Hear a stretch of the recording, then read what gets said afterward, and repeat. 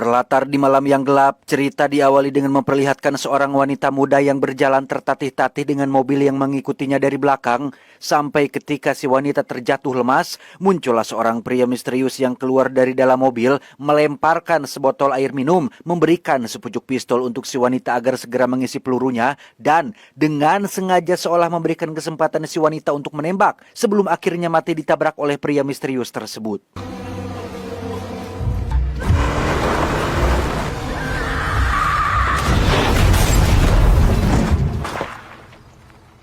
Entah siapa wanita itu, kenapa ia dibunuh, apakah ada motif dendam di balik kematiannya ataukah ada hubungannya dengan maraknya kasus tabung gas LPG yang hilang? Apakah ini karena terdesak kebutuhan dan akibat dari pemerintah yang kurang memperhatikan masyarakat kecil? Loh, dan inilah Blowout Star.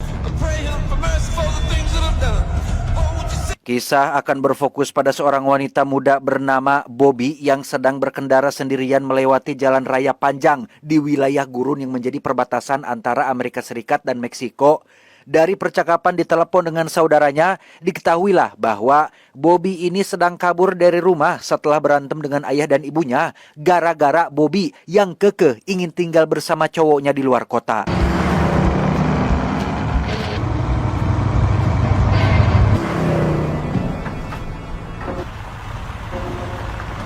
Tiba di sebuah SPBU yang merupakan satu-satunya SPBU yang tersedia di gurun ini, Bobby pun mengisi bahan bakar karena perjalanan masih jauh.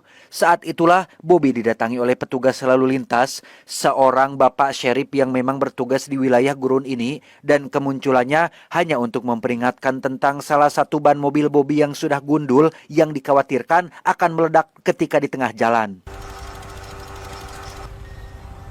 No, I'm good. Thank you though. Selesai mengisi bahan bakar, Bobby pun kembali melanjutkan perjalanan sembari masih teteleponan dengan saudaranya. Menurutnya Bobby layak mendapatkan seseorang yang jauh lebih baik ketimbang cowoknya saat ini yang justru malah menimbulkan pertengkaran antara ia dan orang tuanya. Di mana Bobby yang tak terima cowoknya dikomentari pun terbawa emosi sampai-sampai memacu mobilnya dengan kecepatan tinggi tanpa sadar jika si bapak sheriff yang tadi sedang bertugas mengawasi di pinggir jalan.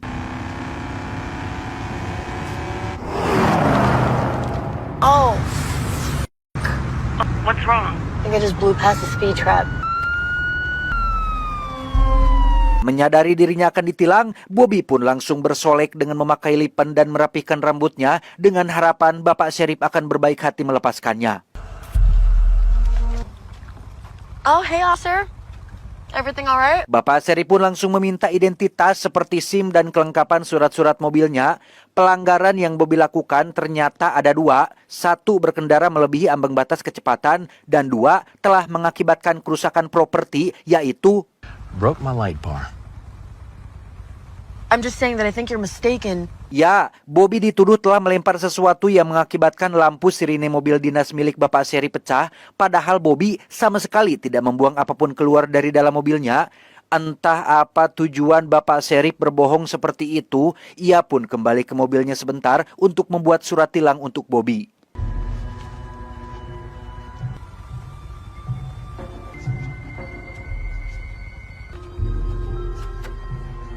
Tak berapa lama, Bapak Sheriff pun balik lagi dengan membawa prosedur klasik, yaitu mau diurusin di pengadilan atau bayar denda di tempat. Sesuai lagu dari band Sukatani yang berjudul Bayar, Bayar, Bayar, Bobby pun memilih bayar denda di tempat, yang karena Bobby tidak bawa uang tunai, ia pun disarankan kembali ke pom bensin sebelumnya untuk mengambil uang di mesin ATM di sana. Well, you sure are popular. Hope you ain't using that thing when you're driving. It is illegal here in New Mexico. I'm not, I promise, Sheriff. Dengan alasan agar tidak melarikan diri, Bobby pun diminta untuk menyerahkan ponselnya tepat saat cowoknya terus melakukan panggilan tak terjawab. Entah ini legal atau diperbolehkan atau tidak untuk menyerahkan barang pribadi kita kepada aparat. Bobby seolah tak berdaya setelah Bapak Sheriff mengancam dengan undang-undang dan hukum yang ia terangkan. Now get going.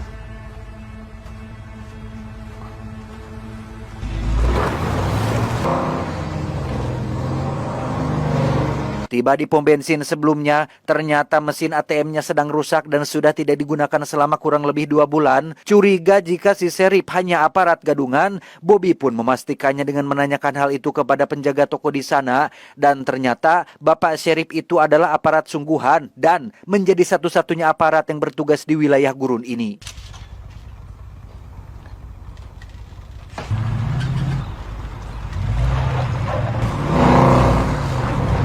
Saat Bobby akan kembali ke lokasi titik tadi ditilang, Pak Serip terlihat sedang santai makan fried chicken di atas bukit.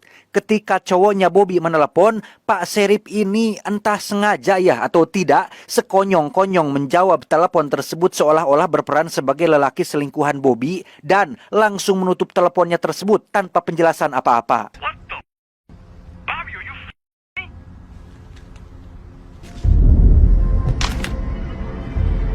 Tak hanya itu saja, ketika Serip melihat Bobby sedang lewat, ia pun segera mengambil senapannya dan membidik Bobby dari kejauhan dan inilah yang ia lakukan.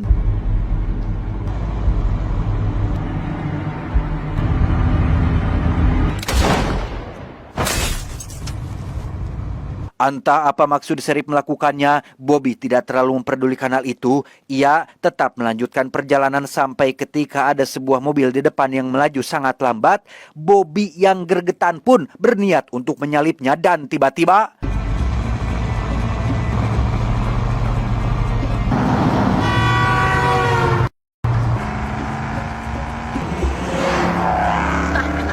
Setelah nyaris tabrakan, Bobby berhasil menyalip mobil tersebut dan kembali melanjutkan perjalanan, di mana si Serip lagi-lagi muncul sehingga Bobby langsung memberhentikan mobilnya.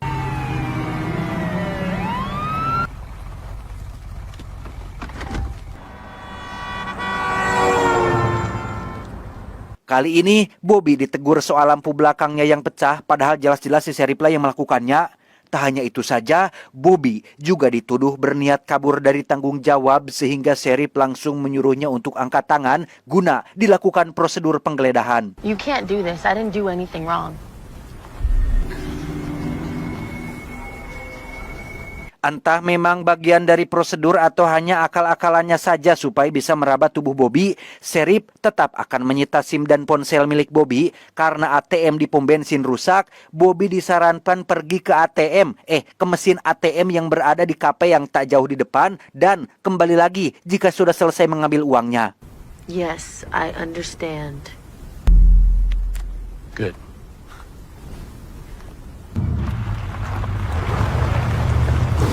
Saat Bobby baru berangkat, Serip dengan cepat mengambil senapannya dan tebak apa yang dia lakukan?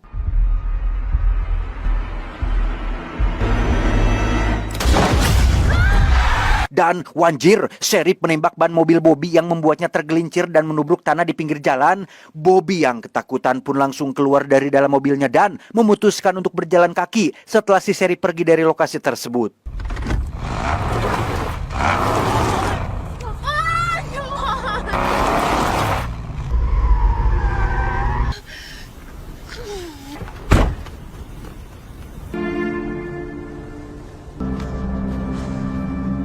Setelah berjalan kaki selama kurang lebih 1 jam, sampailah Bobby di kafe yang tadi disebutkan. Tepat saat Bobby masuk ke dalam, ada satu pelanggan yang meletakkan uang kembalian di atas meja, sehingga Bobby diam-diam mencurinya.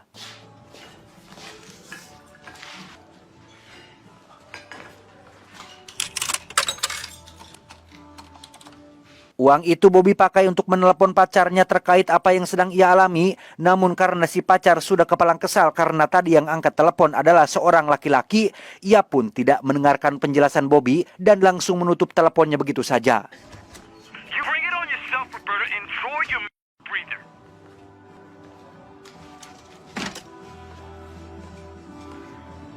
Bobby pun duduk untuk memesan kopi. Seorang pelayan yang bernama Ami pun menghampirinya untuk menuliskan pesanan. Ami tampak penasaran kenapa Bobby cemberut terus sehingga sebagai sesama perempuan, Bobby pun curhat sedikit tentang apa yang dialaminya hari ini. Amy, now! Be right back. Thank you. Did you take Chuck's change? Tak lama, muncullah si Sheriff yang menunggunya di luar, sehingga Bobby yang ketakutan pun langsung masuk ke toilet dan mencari jalan belakang, yang karena tidak ada jalan keluar, Bobby pun masuk kembali ke dalam, tepat saat sebuah mobil derek menarik mobilnya yang tadi ditinggalkan. What kind of sick game is this?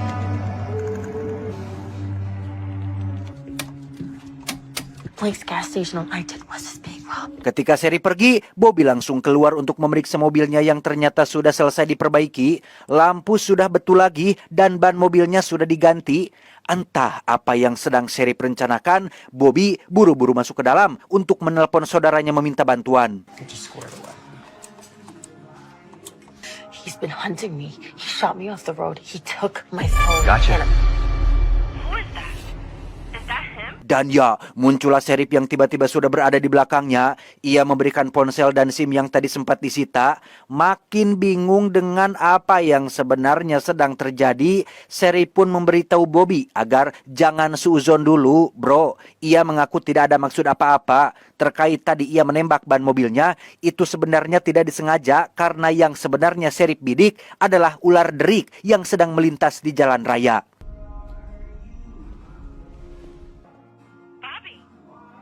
Yeah, Anna, I'm here. He acted like nothing happened. Selintas memang tidak masuk akal, tapi melihat kondisi mobilnya yang sudah diperbaiki, Bobby pun menjadi lumayan tenang dan tidak ketakutan lagi. Ia kembali menelepon saudaranya untuk memberitahu bahwa semuanya sudah aman terkendali dan tidak perlu mengirim bantuan datang kemari. Love you too. Bye. Di saat yang bersamaan, Ami, si pelayan pun dipecat atasannya gara-gara dituduh telah mengambil uang kembalian milik pelanggan. Yang tepat saat Ami sedang menunggu angkutan umum di depan, Bobby pun langsung menghampirinya dan menawarkan tumpangan menuju ke arah yang sama. You, Ruby, and all who dine in you, Dalam perjalanan, Bobby akhirnya jujur tentang uang kembalian yang ia curi, di mana Ami juga sebenarnya sudah tahu akan hal itu dan sengaja melakukan pembiaran. Alasannya karena kasihan melihat Bobby yang terlihat sedang kesusahan, ditambah Ami juga memang sudah lama ingin keluar kerja gara-gara atasannya yang menyebalkan dan agak sedikit borokokok. on my way out. But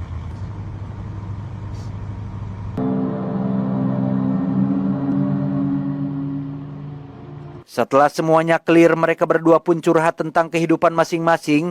Sebagai sesama perempuan, Ami dan Bobby pun langsung klop dan memutuskan untuk makan seblak bareng di warung yang ada di depan. Tapi tiba-tiba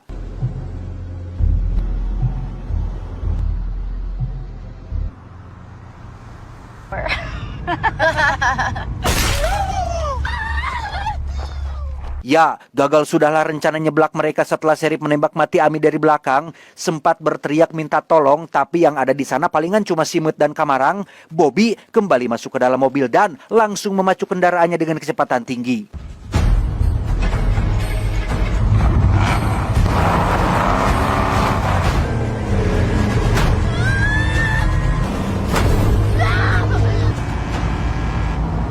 Setelah sempat terlibat kejar-kejaran dengan si Sheriff Edan, Bobby akhirnya bertemu dengan seorang supir truk yang kebetulan lewat. Bobby pun menjelaskan apa yang terjadi dan meminta bantuannya untuk membawanya pergi, tetapi Sheriff's Department, drop the gun. Oh, Sheriff, what's going on? Sir, drop your weapon and step away. All right, Miss Torres here is wanted for murder. ya, Sheriff ujug-ujug menodongkan pistolnya dan memberitahu si supir bahwa Bobby adalah seorang pembunuh yang sedang dicari polisi, di mana si supir akhirnya percaya dengan cerita bohong itu setelah melihat tubuh Ami yang berlumuran darah di dalam mobil dan tiba-tiba no, he's lying. He's lying.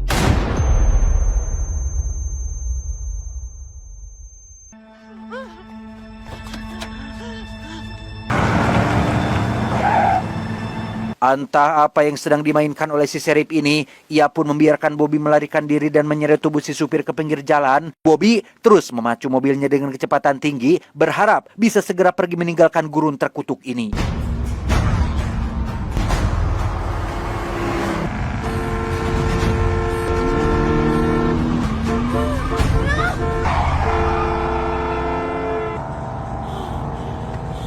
Karena Bobby ngebut terus, mesin pun jadi panas yang membuatnya tidak punya pilihan lain selain berhenti. Untungnya ia sudah dekat dengan sebuah tempat pembongkaran mobil, ya semacam bengkel dan penampungan mobil bekas. Bobby memutuskan masuk ke sana, berharap mendapat bantuan dari orang yang ada di sana.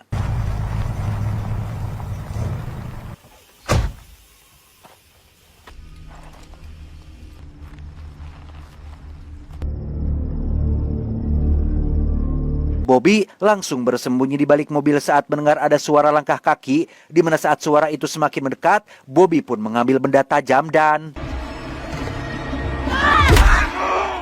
I'm so sorry. Yes, what did you do that for? Ya, itu ternyata adalah bernama kita panggil saja Samsulah, orang yang mengelola tempat ini. Setelah diajak masuk ke dalam, Bobby yang merasa bersalah pun langsung mengobati tangan Samsul yang terluka. Sempat mengobrol sebentar tapi agak kurang nyambung karena si Samsul ini, mohon maaf, agak sedikit keterbelakangan.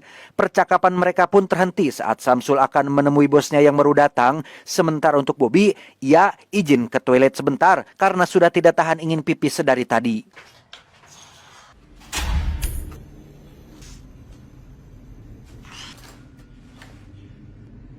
What you think?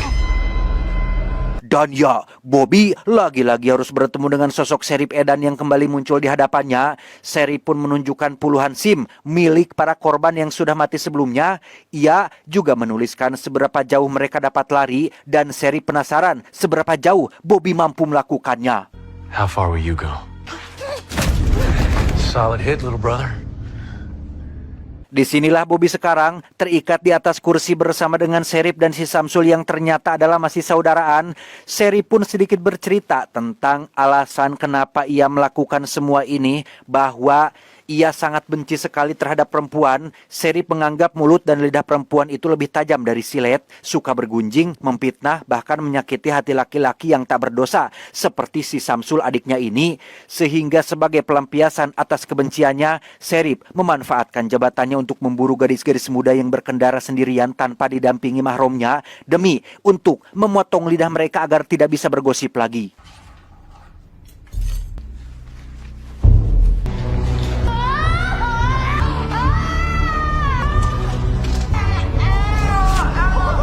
Ketika siuman, Bobby pun langsung kabur setelah ia menyadari tangannya sudah tidak terikat lagi. Di mana ini masih bagian dari permainan Sheriff yang sengaja membiarkannya pergi untuk melihat seberapa jauh Bobby mampu berlari.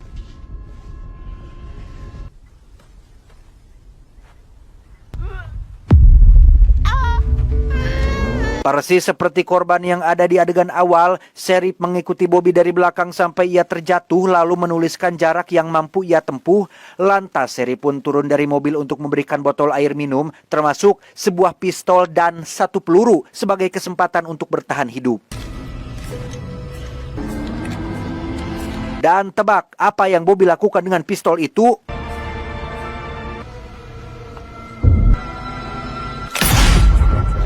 Ya, di luar rencana Sheriff, Bobby melakukan hal yang berbeda dengan korban-korban sebelumnya. Alih-alih melakukan perlawanan dengan pistol itu, Bobby justru malah menembak kepalanya sendiri yang membuat Sheriff tidak jadi menabraknya. God damn it! This is not how it works. Ah! Ah! Dan ya, Bobby ternyata adalah cewek cerdas yang tidak benar-benar menembak kelapanya, melainkan diarahkan ke samping. Di mana Bobby langsung mengambil alih mobil dinas si Sheriff dan bermaksud pergi dari tempat ini. Tetapi, anjing, enak banget, udah banyak jatuh korban jiwa, dibiarin gitu aja. Bobby memutuskan untuk putar arah dan inilah yang dia lakukan.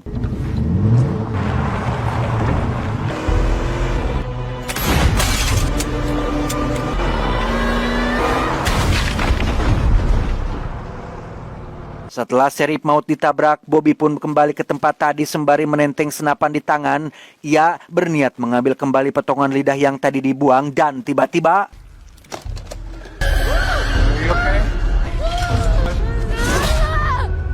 Setelah menghabisi Samsul, Bobby pun langsung cabut sembari membawa semua SIM milik para korban sebagai barang bukti. Tak lama muncullah panggilan telepon dari cowoknya, namun Bobby yang sudah kepalang kesal pun langsung membuang ponselnya begitu saja. Bobby berniat akan meminta maaf kepada ayah dan ibunya karena mungkin Ini adalah teguran dari Tuhan untuk anak yang durhaka kepada bapak dan ibunya. Tamat, ending yang lumayan memuaskan.